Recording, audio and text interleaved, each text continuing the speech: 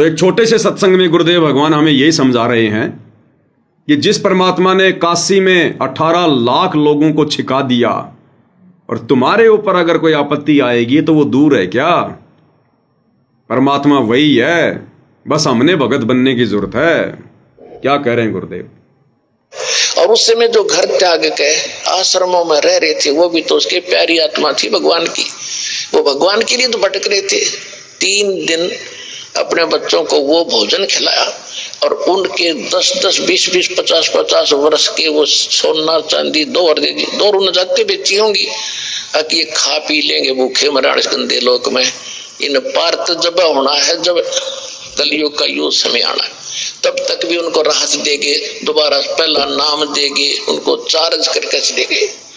तो भगवान आपके लिए कैसे भटक रहे हैं? तो अब जब वो 18 लाख व्यक्तियों को प्रसंग जो दास आपको आज क्लियर करना चाहता है, यदि तुम सभी उसके लिए तड़फोगे, भक्ति करोगे, जो 18 लाख आदमी काशी में तो मेरे ख्याल में आधा भारत 18 लाख को नहीं खिला सकता था उस समय एक दिन में एट ए टाइम। और जब सतलोक से उनके लिए भेज दिया तो ये 7 अरब हैं, 8 अरब हैं ये पूरे संसार की आबादी, उनको खिलाते उसने क्या देर लगेगी? अगर आप भक्ति करोगे तो ये वो भगवान है।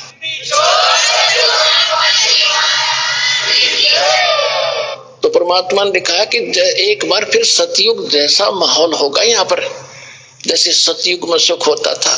तो वो आएगा कहां से? आपकी भक्ति के कारण आपको भगवान सतलोक से भेजेगा। इस गंदे लोक का नहीं देगा हमें भगवान, ये तो भिखारी का लोक है। भगवान अपने भक्तों को अपने कर्जदार का खिलाएगा क्या? इस काल का खिलाएगा क्या? जिस काल में 21 ब्रह्मांड की संपत्ति और हमारे बाप से, हमारे गुरुजी से और भीख मांग रखी है, ये तप कर रखा है। तो अपने भक्तों के लिए भगवान सतलोक से व्यवस्था करेगा। आता हुआ यहीं से दिखाई देगा, सिस्टम से देगा परमात्मा। ब्रह्मा विष्णु महेश के माध्यम से परमात्मा यहां का मैनेजमेंट चलाएगा, लेकिन वो ब्रह्मा विष्णु महेश नहीं देंगे हमें, वो सतलोक से आएगा, परमात्मा देगा उनके माध्यम से। तो स्पेशल व्यवस्था कर देगा गुरुदेव भगवान आप और हमारे लिए, स्पेशल व्यवस्था, यदि हम उनके अनुसार चलेंगे तो। और यह सारे ठाठ करेगा, कोई चिंता कोई टेंशन उस भगत को नहीं रहेगी जो सच्चे दिल से भगवान की भक्ति करेगा। कबीर सर की अब ये क्लियर कर दिया गुरुदेव ने कि उस भगत को यहां कोई कमी नहीं छोड़ेगा भगवान, जो सच्चे दिल से भक्ति करेगा मर्यादा में रह के कबीर भगवान की। कौन से कबीर भगवान की? सतगुरु रामपाल जी कबीर भगवान की। अगर सतगुरु रामपाल जी को केवल अपना गुरु मान लिया, मानुष मान लिया, और कबीर भगवान मान रहे हो दाढ़ी मूछ वाली नकली फोटो को, उस समय तक भी परमात्मा वो नहीं देगा जो परमात्मा ने देना है, केवल आपका संस्कार ही देगा। अगर भाग्य से ज्यादा लेना है, गुरुदेव भगवान से लेना है, तो परमेश्वर उसी समय देगा जब हम पूर्णतया इस ज्ञान से और अपने भगवान से परिचित हो जाएंगे कि एक सादे सब सदै, सब सादे सब जाए, और माली सींचे मूल को फले फूले अघाए। जब तक हमारी आस्था 2 में रहेगी, गुरु जी को गुरु मान रहे हैं और दाढ़ी मूछ वाली कबीर की नकली फोटो को भगवान मान रहे हैं, तो फिर ये पतिव्रता पद की भक्ति नहीं है। और जब तक हम दोगला आचरण करेंगे, ड्यूअल मोड में रहेंगे, परमात्मा अपनी पूरी दया नहीं बख्शेगा, पूरी रजा नहीं बख्शेगा। तो जिस दिन हमें कन्फर्म हो जाएगा कि हमारे गुरु जी के अलावा दूसरा कोई भगवान नहीं, कोई कबीर नहीं, और जैसा कि हम पहले दाढ़ी मूछ वाले कबीर जी को कबीर जी समझकर जून में उसका प्रकट दिवस मनाते थे, दरबार में फोटो रखते थे, गले में लॉकेट में रखते थे, जब ये सब कुछ बंद कर देंगे और केवल 8 सितंबर को ओरिजिनल कबीर सतगुरु रामपाल जी का सतगुरु प्रकट दिवस ही मनाएंगे और मर्यादा में रहेंगे, फिर देखना ये परमात्मा ठाटम ठाट कर देगा, ठाटम ठाट।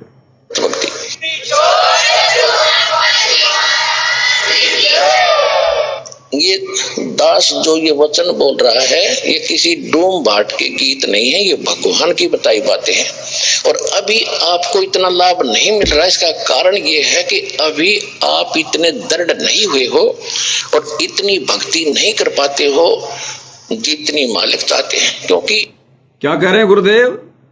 अभी पूर्णतया आपको पूरी राहत ना मिलने का मुख्य कारण क्या है? क्योंकि अभी हमें दृढ़ विश्वास नहीं है, और भगवान विश्वास के बिना पूरी रजा नहीं बख्श सकता। कहे कबीर सुनो भाई साधो, मैं तो हूं विश्वास में। क्या विश्वास है? सबसे पहला विश्वास तो ये कि सतगुरु रामपाल जी के अलावा धरती पर दूसरा कोई संत नहीं है। दूसरा विश्वास ये कि पूर्ण संत की भूमिका कबीर भगवान स्वयं निभाते हैं, इसलिए सतगुरु रामपाल जी के अलावा दूसरा कोई कबीर भगवान नहीं। और तीसरा, लोकलाज को त्याग कर ना किसी का दबाव मानेंगे, ना किसी के प्रेशर में आएंगे, भले घर छोड़ना पड़े, रिश्तेदारी छोड़नी पड़े, समाज छोड़ना पड़े, नौकरी छोड़नी पड़े, लेकिन मर्यादा नहीं तोड़ेंगे। उसके बाद देखना ये परमात्मा फिर क्या करेगा। फिर ये परमेश्वर वो करेगा जो हम सोच भी नहीं सकते। सबसे पहले मर्यादा। आप यहां से जाते हो, गांव में, घर में कोई ना कोई समस्या ऐसी काल पैदा करवा देता है, आपका नाम खंड हो जाता है। और परमात्मा कहते हैं, अनंत कोट बाजी तहा मन रचे सकल ब्रह्मंड, गरीब दास मैं क्या करूं यो काल करे जीव खंड। परमात्मा गरीबदास महाराज जी को, उस प्यारी आत्मा को बता रहे हैं, गरीबदास जी को बता रहे हैं कि मैं इतना समर्थ हूं, मैंने सारे ब्रह्मांड रच रखे। अनंत कोट बाजी तहा मन रचे सकल ब्रह्मांड, और गरीब दास मैं के करूं यो काल करे जीव खंड। कि ये काल मेरे से इनको तोड़ लेता है, इनका नाम खंडित करा देता है। यदि ये नाम पर डटे रहे तो न सारे सुख दो न मोक्ष दो, तो अंत में भगवान भी दुखी हो जाता है कि मैं क्या करूं, ये खंडित करवा देता है कोई न कोई बकवास करवा के, फिर मैं नहीं कर सकता, इनको कोई लाभ नहीं दे पाता, जिस कारण इनको अविश्वास हो जाता है। फिर ये मुझसे दूर चले जाते हैं, और फिर तो सदा दुखी रहना ही रहना है इनको, मेरे से दूर होकर के फिर सुख कैसा। तो पुण्यात्माओं, सबसे बड़ा काल ने अब ये जाल फैला रखा है कि आपका नाम खंडित करा देता है।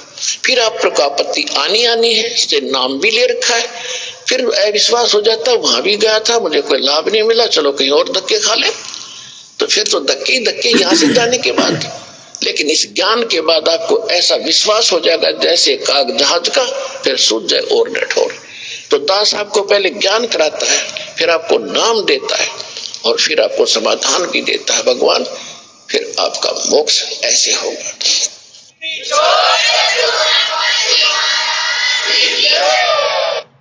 तो भाई और बहनों, ये है वो पूरी प्रोसीजर पूर्ण परमेश्वर सतगुरु रामपाल जी भगवान से पूर्ण लाभ प्राप्त करने की। गुरुदेव कह रहे, जैसा मैं चाहता हूं वैसा अभी तुम भक्ति कर नहीं रहे, अभी तुम्हारे अंदर उतनी दृढ़ता नहीं है, क्योंकि गुरुजी अंतर्यामी है, अंदर की देख रहे हैं, अंदर की जानते हैं। हमारे बाहरी दिखावे से परमात्मा को कोई लेना देना नहीं है। तो गुरुदेव भगवान कह रहे हैं कि तुम भक्ति मार्ग पर दृढ़ होकर नहीं चल पाते, तुम इतना विश्वास नहीं बना पाते, लोगों के कहने से लोकलाज में आकर तुम डगमग हो जाते हो, मन को कमजोर कर लेते हो, अविश्वास कर लेते हो, और उतनी भक्ति नहीं कर पाते जितनी भक्ति हमसे परमात्मा चाहते हैं। और जिस दिन हम अपने गुरुदेव भगवान के उस सांचे में ढल जाएंगे, फिर देखना परमात्मा क्या नहीं करेगा। अरे यही तो है वो कबीर भगवान जिसने राजाओं को राज दे रखा है, ब्रह्मा विष्णु महेश को वो पदवियां दे रखी हैं, 33 करोड़ को देव पद दे रखा है, और ये दुनिया भर के छोटे मोटे ये व्यापारी, ये बिजनेसमैन, ये सब इसी भगवान के भिखारी हैं, सतगुरु रामपाल जी के। दुनिया जिसको सांवड़सा सेठ कहती है, जिसके मंदिर बना रखे हैं, यही है वो सांवड़सा सेठ जिन्होंने नरसिंह जी की 56 करोड़ की संपत्ति को भंडारे में लगवाकर, और जब समय आया तो परमात्मा ने बारिश करवा दी, बारिश। यही है वो परमात्मा। बस विश्वास ये गुरुदेव भगवान के ऊपर, और मर्यादा। और क्या कहा गुरुदेव ने कि तुम उतनी भक्ति नहीं कर पा रहे जितनी ये दास चाहता है, और भाइयों और बहनों, वर्तमान 2025 तक भी 90% संगत उतनी भक्ति नहीं कर रही है, नहीं कर पा रही है, ना मर्यादाओं में रह पा रही है जितना गुरुदेव भगवान चाहते हैं। एक सत्संग में गुरुदेव भगवान ने बिल्कुल क्लियर किया है कि कैसे हमारा मोक्ष होगा। हमने कितना संसार से उल्टा हटना पड़ेगा, कितना भक्ति की तरफ हमने ज्यादा ध्यान लगाना पड़ेगा। उसके बाद आपको बताएंगे फिर वर्तमान में संगत क्या कर रही है। तो इस सत्संग में गुरुदेव भगवान बिल्कुल क्लियर कर रहे हैं, अगर मुक्ति प्राप्त करनी है तो गुरुदेव ने बताया 80% समय भक्ति में। अब लगा लो हिसाब, 24 घंटे का 80% कितना होता है, यानी 6 घंटे रात्रि विश्राम के छोड़ दो, बाकी 16 घंटे हमने परमात्मा की भक्ति में, नाम उठत नाम बैठत नाम सोवत जागवे, नाम खाते नाम पीते नाम शेती लागवे। मतलब संसार की फालतू की बातों के लिए, फालतू की बकवादों के लिए, रिश्तेदारियों में जाकर ड्रामेबाजी करने के लिए, घूमने फिरने के लिए, पिकनिक के लिए हमारे पास में समय नहीं होना चाहिए। 80% समय गुरुदेव की भक्ति में। नित्य नियम के टाइम पर नित्य नियम करें, मंत्र हमारा चलता रहना चाहिए। कोई सेवा है तो परमात्मा की सेवा करते रहें, अपना सुमरण भी करते रहें, मालिक को याद करते रहें।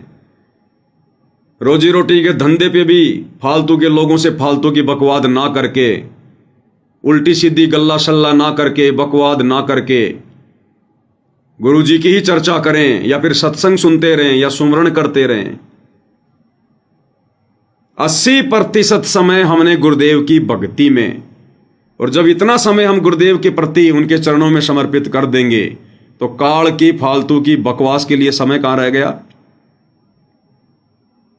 और गुरुदेव ने बताया 20% तो रोजी रोटी के लिए भी धंधा करना पड़ेगा, लेकिन उस धंधे में भी हमने भगवान को ध्यान में रखना पड़ेगा। कबीर धंधा करता रहे बिन धंधे धन्ना हो, और वो नर भूले भूल में जो धंधे द्यावत ना। वो धंधा करते करते भी हमने भगवान को याद रखना है, गुरु जी को याद रखना, अपनी भक्ति करते रहना है। तब जाकर भाई और बहनों हम मुक्ति के अधिकारी बनेंगे।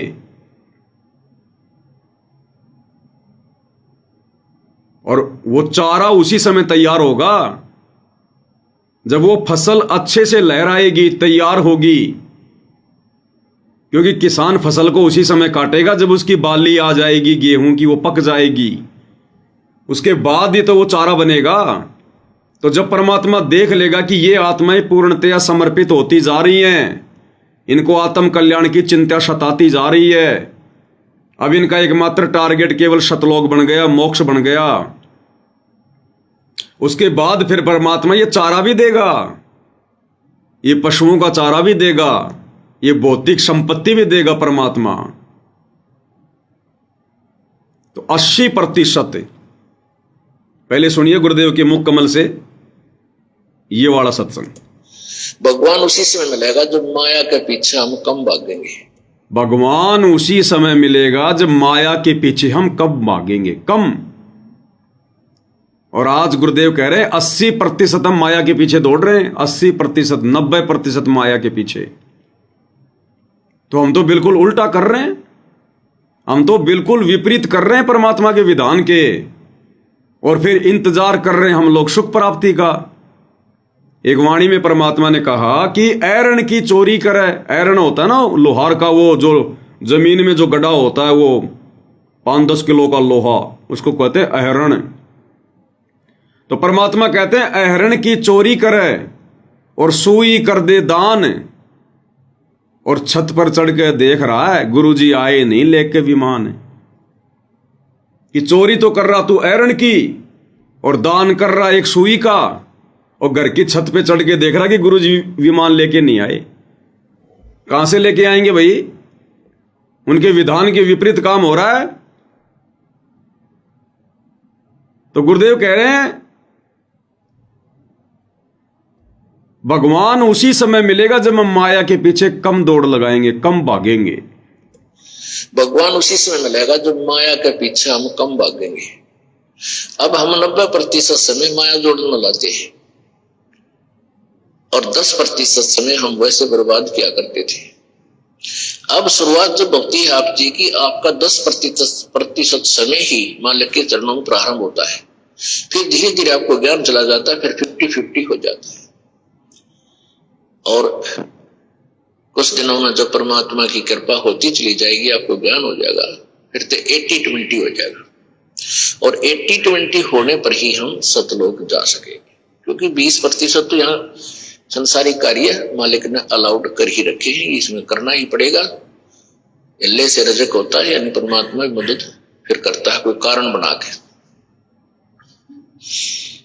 तो स्पष्ट कर दिया गुरुदेव ने, अगर यहां भी सांसारिक सुख चाहिए और मुक्ति भी चाहिए तो भाई 80% परमात्मा के चरणों में ध्यान लगाना पड़ेगा। यानी बिल्कुल संसार से उल्टा हटना पड़ेगा, संसार से उल्टा। फालतू की ड्रामेबाजी के लिए कोई समय नहीं। अब जब दास ये सत्संग सुनाता है साथ संगतियों में, तो कई भगत भाई बहनों ऑब्जेक्शन कर देते हैं कि ये बात तो गुरुजी जगत वालों के लिए कह रहे हैं, जब हमने नाम दीक्षा नहीं ली थी उस समय के लिए कह रहे हैं। नहीं,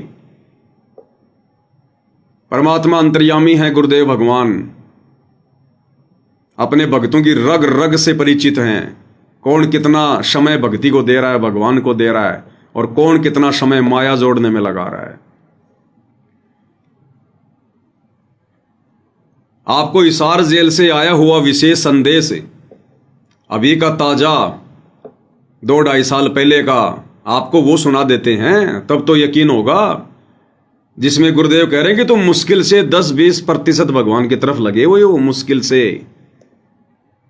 यानी वर्तमान की स्थिति बता रहे हैं गुरुदेव भगवान कि तुम मुश्किल से 10-20% ही भगवान को समय दे पा रहे हो, और देना कितना चाहिए? 80%।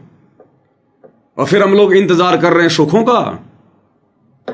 क्या कह रहे हैं गुरुदेव भगवान, एक बार उन्हीं के मुख कमल से सुन लीजिएगा। तो बच्चों, इस सत्संग ने आपको यहां तक तैयार कर दिया कि आज आप 10-20% काम को छोड़ने लगे हो। क्या कह रहे हैं गुरुदेव कि बच्चों, इस सत्संग ने आपको यहां तक तैयार कर दिया कि अब आप 10-20% काम को छोड़ने लगे हो। यानी जो 100% जो तुम इस माया जोड़ने में ध्यान लगा रहे थे ना, नाम भी ले लिया, गुरु भी बना लिया, भक्ति भी ले ली, और माया के पीछे अंधी दौड़। तो गुरुदेव कह रहे हैं, ये विशेष संदेश नंबर 66 है, जो भाई बहन नामदान सेंटरों पे जा जाकर सुना करते थे 2023 में।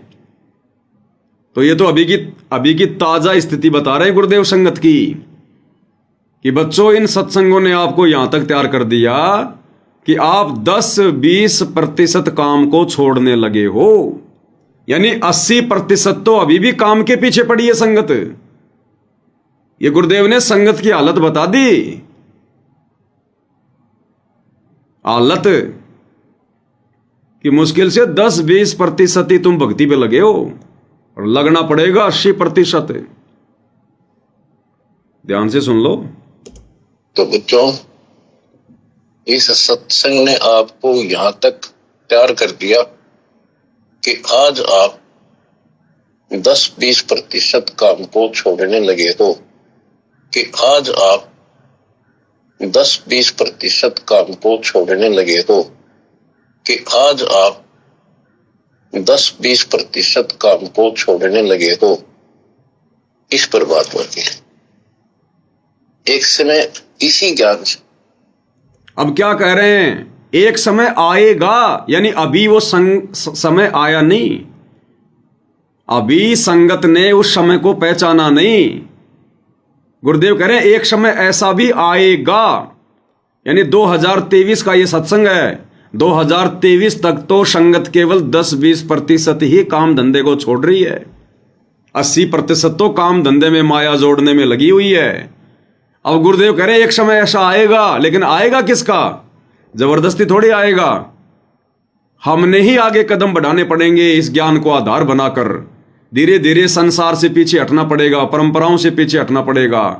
फालतू की यारी दोस्ती रिश्तेदारी में जो खर्चा किया करते थे उन परंपराओं का वहन करने में, उनसे हटना पड़ेगा। इस ज्ञान को आधार बनाकर आत्म कल्याण के प्रति चिंता बनानी पड़ेगी। तो गुरुदेव कह रहे हैं कि अभी केवल 10-20% ही हटे हो, लेकिन वो समय आएगा। छोड़ने लगे हो, इस पर बात होती है।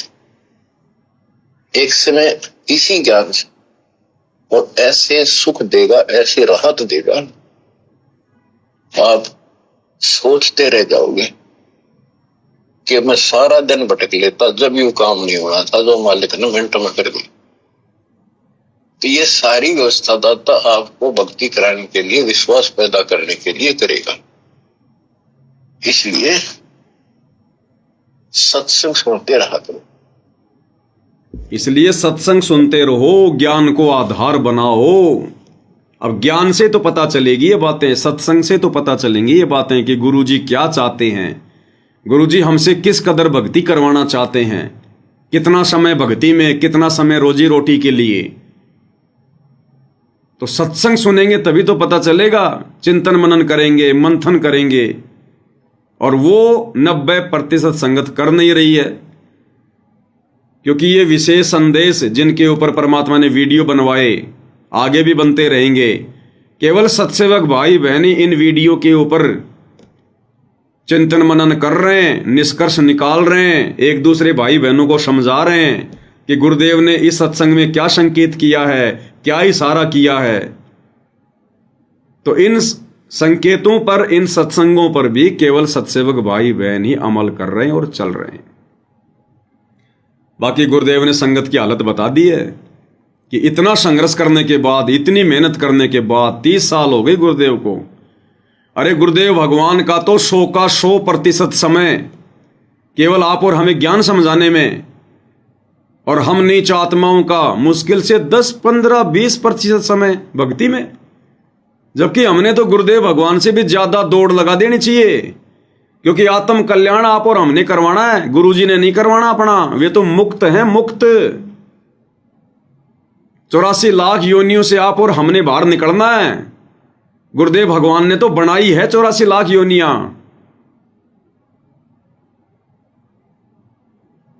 अरे स्वार्थ आप और हमारा है, मोक्ष वाला गुरुदेव का नहीं है। ये मेहनत आप और हमने करनी चाहिए, और मेहनत कर रहे हैं गुरुदेव भगवान। फिर भी हम लोग सुखों की उम्मीद कर रहे हैं।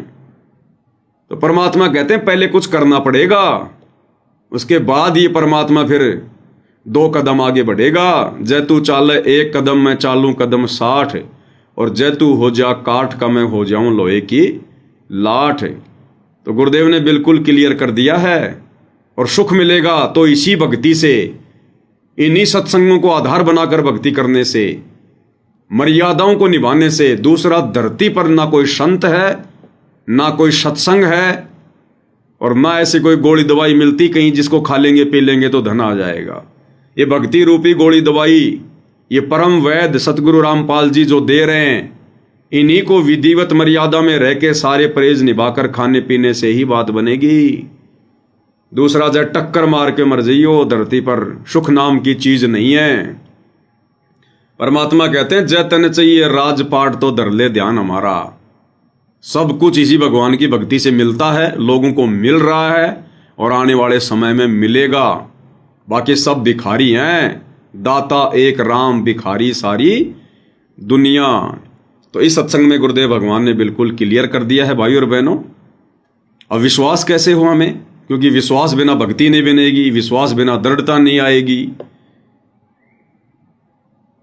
तो उसके लिए गुरुदेव भगवान बार बार सत्संगों में फिर इन बातों का जिक्र करते हैं कि ये दास कौन है, कब पहचानोगे फिर। तो एक सत्संग में गुरुदेव भगवान ने बिल्कुल क्लियर कर दिया 13वें अंश के विषय में कि वो 13वां अंश कौन होगा, 13वां वंश कौन होगा। वैसे तो कल चर्चा हो चुकी थी, परमात्मा ने 650 साल पहले कह दिया था, कबीर सागर में लिखवा दिया था धर्मदास जी के माध्यम से कि 12वें पंथ हम ही चल आवें और सब पंथों को मिटाकर एक पंथ चलावें। तो कबीर परमेश्वर स्वयं हमारे गुरुदेव भगवान ही हैं जो गरीबदास जी के 12वें पंथ में आ चुके हैं। 13वां पंथ सन 1994 से शुरू कर चुके हैं और वो 13वां वंश स्वयं कबीर भगवान होगा, स्वयं कबीर ही होगा। उस 13वें पंथ का मार्गदर्शक कौन होगा? समर्थ सत्य कबीर ही होगा। तो गुरुदेव भगवान फिर भी सत्संगों में जोर दे देकर आप और हमें दृढ़ विश्वास दिलाने के लिए कि ये आत्मा गुरु रूप में आई हुई, गुरु रूप में आए हुए मुझ कबीर परमेश्वर को पहचान लें और पतिव्रता पद वाली भक्ति पे आ जाएं, किसी अन्य से आस्था बिल्कुल हटा लें। तो गुरुदेव भगवान इस छोटे से सत्संग में कितना क्लियर कर रहे हैं कि पुण्यात्माओं, वो 13वां वंश ये दास है जो तुम्हारे सामने बैठा है और भाई तुम कद पहचानोगे। यहां तक कह रहे हैं गुरुदेव कि भाई तुम कद पहचानोगे, यानी उनको पहचाने बिना, गुरु को कबीर रूप में जाने बिना आप और हम भाई और बहनों ना तो इस भक्ति की वो लाभ प्राप्त कर सकते और मुक्ति तो कोसों दूर है। यानी 12वां पंथ गरीबदास जी के द्वारा जो चलाया जाएगा उसमें मेरी महिमा का कुछ उजियारा सा होगा, क्लियर नहीं होगा। और 13वें वंश मिटे सकल अंधियारा। बोल सतगुरुदेव की जय। अब सुनियो, ये 13वां वंश ये दास है जो आपके सामने बैठा है। भाई बच्चों, आप कद पहचानोगे। क्लियर कर दिया गुरुदेव ने कि 13वां वंश ये दास है बच्चों जो तुम्हारे सामने बैठा है। यानी गुरुदेव भगवान सत्संग करते समय कह रहे हैं कि ये 13वां वंश ये दास है, रामपाल दास जो तुम्हारे सामने बैठा है। भाई बच्चों, तुम कब पहचानोगे? अब ये पहचान भाई और बहनों जबरदस्ती ना करवाई जाती है, ना जबरदस्ती पहचान हो सकती है। अब इसके लिए युगों युगों के दृढ़ भक्ति संस्कार चाहिए। पिछले जन्म से होत हैं पूर्ण हंस मुराद। पिछले जन्म से। और एक सत्संग में गुरुदेव ने बिल्कुल क्लियर कर दिया भाई और बहनों, ये जो मंत्र वगैरह हमें गुरुदेव ने दिए ना, गुरुदेव कहते हैं इन मंत्रों का कोई विशेष रोल नहीं है कि तुम भक्ति पे दृढ़ हो जाओगे। ये मंत्र तो केवल संसार से हमारा ध्यान भटकाने के लिए, बाकी पार तो परमात्मा ने करना है ना। हम अपनी भक्ति से लाख जन्म पार नहीं हो सकते। गुरुदेव ने कई बार कह दिया, दास ने आपको सुना भी दिया। ये तीनों समय की आरती, सत्संग सुनना, मंत्र जाप करना, ये इतना कोर्स गुरुदेव भगवान ने हमें क्यों दिया है अलग अलग? हमारा ध्यान इस संसार में ना जाए, काल की व्यवस्थाओं में ना जाए, हम भटके नहीं और हमारा चिंतन मनन हमारे गुरुदेव के चरणों में रहे, उनके आसपास रहे। इसलिए परमात्मा ने हमारे को काल की तरफ से बिजी करने के लिए, व्यस्त करने के लिए, क्योंकि ये हमें भटकाएगा, भरमाएगा, तो सत्संगों से हमें जानकारी मिलेगी। और मंत्र जाप करेंगे तो भक्ति की शक्ति आएगी। लेकिन इन सब से भी कुछ नहीं हो सकता जब तक हमारे युगों युगों के संस्कार मजबूत ना हो। तो पिछले जन्म से होत हैं पूर्ण हंस मुराद, ये भी जरूरी है। सत्संग सुनना भी जरूरी है, मंत्र जाप करना भी जरूरी है, पांचों यज्ञ भी जरूरी हैं। लेकिन मात्र ये सब कुछ करते करते ही हम मुक्ति प्राप्त नहीं कर सकते। इन बातां के पाइए कर सतगुरु नजर निहाल, राजी कर सतगुरु रूठे नू।